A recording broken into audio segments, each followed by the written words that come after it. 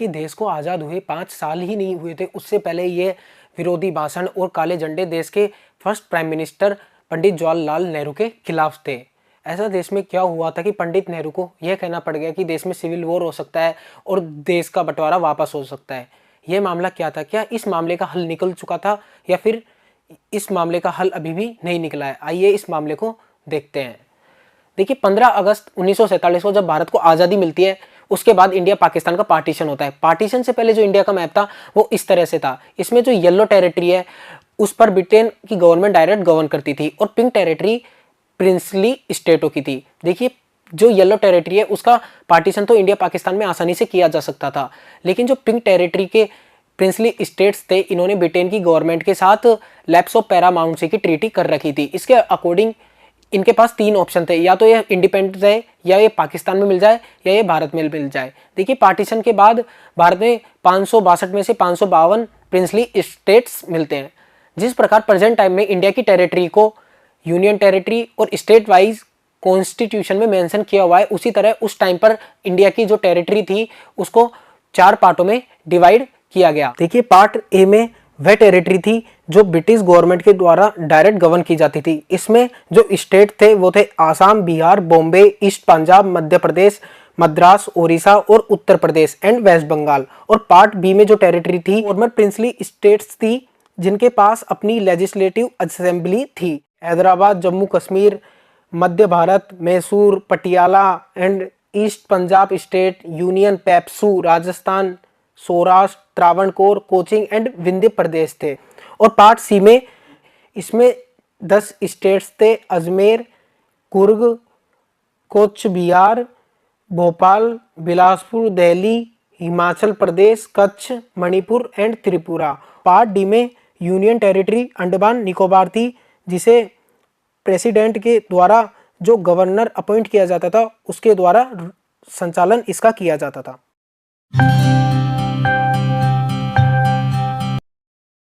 देखिए, भारत में स्वतंत्रता के बाद भाषा के आधार पर राज्यों के निर्माण की मांग उठती है, लेकिन स्वतंत्रता से पहले ही इन पर आश्वासन दिए जाने लग गए थे। 1920 के दशक में स्वतंत्रता संग्राम की सबसे बड़ी लोकप्रिय पार्टी भारतीय राष्ट्रीय कांग्रेस ने यह आश्वासन दिया था कि स्वतंत्रता के बाद बड़े भाषाई समूहों का अपना अलग प्रांत होगा, और 1945-46 के मैनिफेस्टो में भी इन्होंने इस बात को दोहराया। देखिए, स्वतंत्रता से पहले ही भारत में कई बड़े स्टेट बन चुके थे। उनमें मद्रास, मुंबई, बंगाल, असम थे। जैसे मद्रास की बात करते तो मद्रास में प्रेजेंट टाइम के तमिलनाडु, कर्नाटक, केरल और आंध्र प्रदेश शामिल थे। इस तरह इसमें लिंग्विस्टिक डाइवर्सिटी काफ़ी ज़्यादा थी। इसमें कन्नड़, मलयालम, तेलुगु और तमिल बोलने वाले लोग रहते थे। बाद में तेलुगु भाषी लोगों ने और नेताओं ने अपने लिए एक अलग आंध्र राज्य की मांग की, लेकिन नेहरू का मानना था कि देश को धर्म के आधार पर बटे हुए अभी काफ़ी टाइम नहीं हुआ है, इसलिए भाषा के आधार पर राज्यों के निर्माण की जो मांग है वह देश की अखंडता और एकता के लिए उचित नहीं है।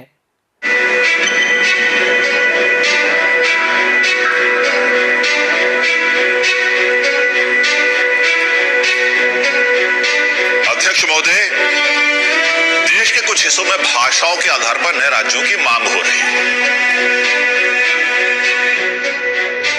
लेकिन हमारे सामने और भी बहुत सी समस्याएं हैं। इसलिए हमें इन समस्याओं पर ध्यान देना बहुत जरूरी है, और जो सबसे बड़ी जरूरत है वो भारत की सुरक्षा और स्थायित्व की। हमें ये समझना होगा कि किसी भी बड़े बदलाव से पहले एक मजबूत राष्ट्र और सुव्यवस्थित सरकारी प्रशासन का होना बहुत जरूरी है। इस भाषण में जहां एक और नेहरू ने भाषा के आधार पर राज्यों के निर्माण की मांग को दरकिनार किया, वहीं दूसरी ओर आंध्र प्रदेश की मांग को इन्होंने स्वीकार कर लिया। इसके बाद इससे उत्साहित होकर तेलुगु भाषी कांग्रेस के एक बड़े लीडर जो मद्रास के सीएम भी रह चुके थे, टी प्रकाशम ने घोषणा की कि जल्द ही आंध्र प्रदेश राज्य का गठन होगा। इस तरह लोगों की मांगों को ध्यान में रखते हुए नेहरू ने रिटायर्ड जज एस के दर की अध्यक्षता में एक कमेटी बनाई। इस कमेटी का उद्देश्य था दक्षिण भारत में आंध्र प्रदेश की राज्य के निर्माण की संभावनाओं को देखना।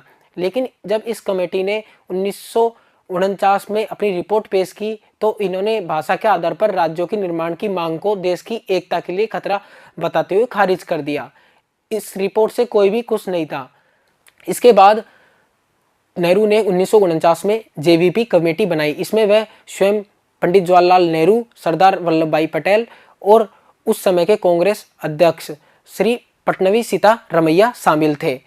जब नेहरू अपनी इस कमेटी की रिपोर्ट 1949 में पेश करते हैं तो इन्होंने इसमें 10 वर्षों के लिए भाषाई राज्यों के निर्माण की मांग को टालने और तेलुगु भाषी राज्य की मांग को स्वीकारा, वहीं दूसरी ओर आंध्र की मांग को अस्वीकार किया। इसका मतलब यह था कि जो तेलुगु भाषी लोग आंध्र की मांग कर रहे थे वह मद्रास सहित आंध्र की मांग कर रहे थे, लेकिन नेहरू का मानना था कि मद्रास में तमिल और कन्नड़ मलयालम बोलने वाले लोग भी रहते हैं, इसलिए किसी एक भाषा समूह का इसे स्टेट नहीं बनाया जा सकता है। इसके बाद आंध्र बनाने की मांग और भी तीव्र हो गई और टी प्रकाशम जो तेलुगु भाषी वरिष्ठ नेता थे उन्होंने कांग्रेस से अपनी सदस्यता त्याग दी और पोट्टी श्रीरामुलु भूख हड़ताल पर बैठ जाते हैं। इन सबके प्रेशर में आकर पंडित जवाहरलाल नेहरू को मद्रास सहित आंध्र प्रदेश बनाने की मांग माननी पड़ती, लेकिन अब मद्रास के तत्कालीन सीएम श्री गोपालाचार्य ने इसके लिए मना कर दिया, क्योंकि उनका मानना था कि मद्रास में कन्नड़ और तमिल और मलयालम बोलने वाले लोग भी रहते हैं, इसलिए किसी एक भाषा समूह का इसे स्टेट नहीं बनाया जा सकता है। इसके बाद आंध्र में जो पोट्टी श्रीरामुलु भूख हड़ताल पर बैठे थे, 15 दिसंबर 1953 को उनकी लगभग 58 दिन की भूख हड़ताल के बाद उनकी मृत्यु हो जाती है। इसके बाद जो आंध्र में हालात है वे बेकाबू हो जाते हैं और आंध्र में बंटवारे जैसा माहौल वापस आ जाता है, यानी चारों ओर आगजनी, हिंसा और पुलिस फायरिंग में कई लोग मारे जाते हैं। इसलिए अब 19 दिसंबर 1953 को नेहरू को मद्रास सहित आंध्र की मांग माननी पड़ी।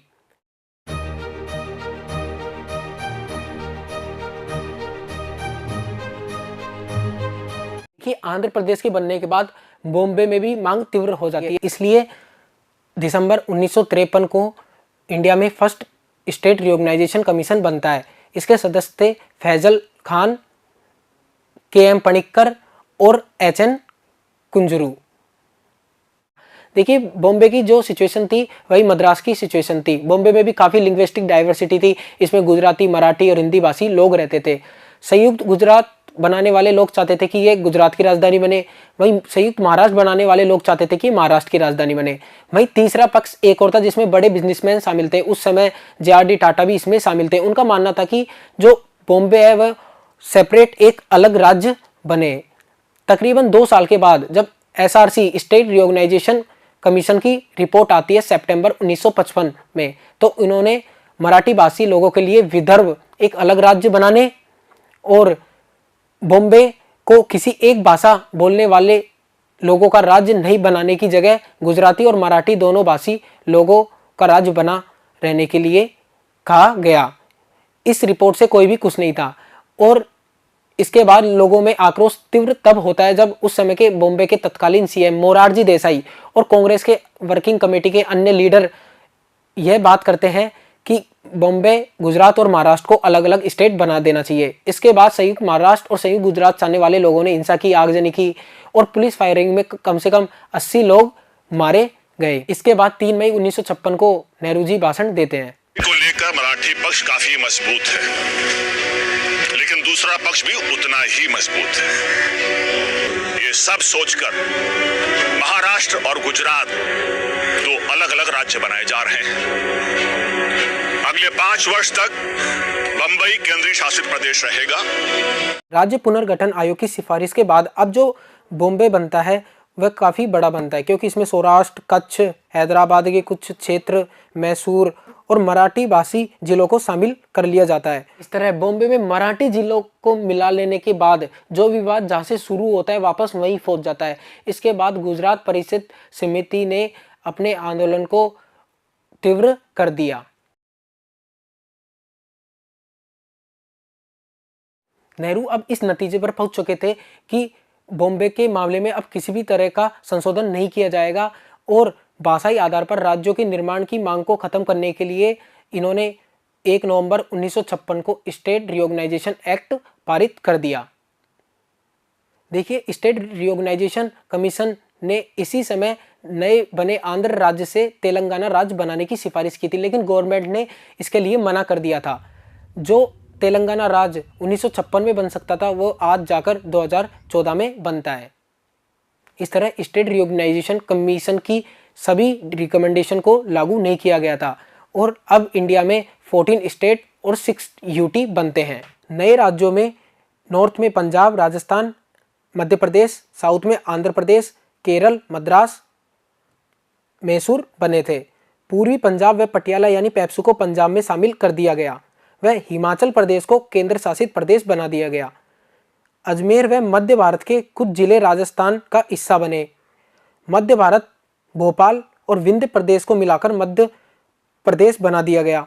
बॉम्बे व हैदराबाद के कन्नड़वासी क्षेत्रों को मिलाकर मैसूर बनाया गया, जिसका नाम 1973 में कर्नाटक कर दिया गया।